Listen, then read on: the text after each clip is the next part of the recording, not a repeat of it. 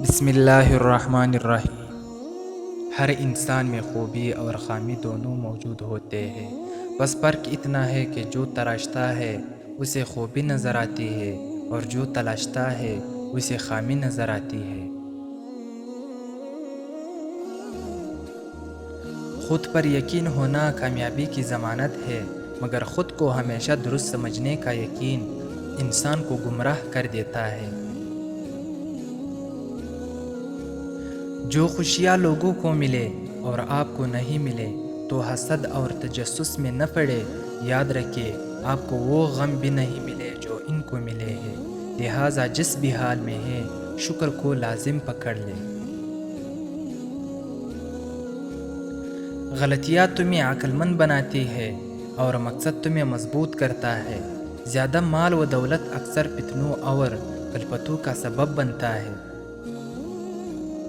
علم دولت سے بہتر ہے کیونکہ علم تمہاری حفاظت کرتا ہے، جبکہ دولت کی تمہیں حفاظت کرنی پڑتی ہے۔ دنیا ایک ایسا گھر ہے جس کا اول تکلیف اور آخر پناہ ہے۔ اس کی حلال چیزوں پر حساب اور حرام چیزوں پر عذاب ہوگا۔ تم پتھر جیسے مت بنو جو دوستوں کا راستہ بھی روک لیتا ہے، بلکہ پانی جیسا بنو جو اپنا راستہ خود بنا لیتا ہے۔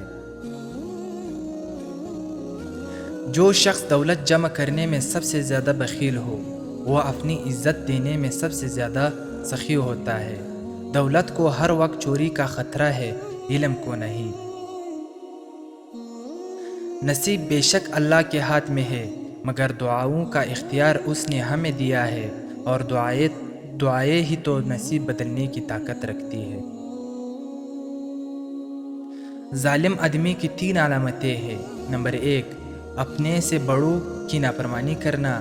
نمبر 2، چھوٹوں کا دبانا۔ نمبر 3، ظالموں کی مدد کرتا ہے۔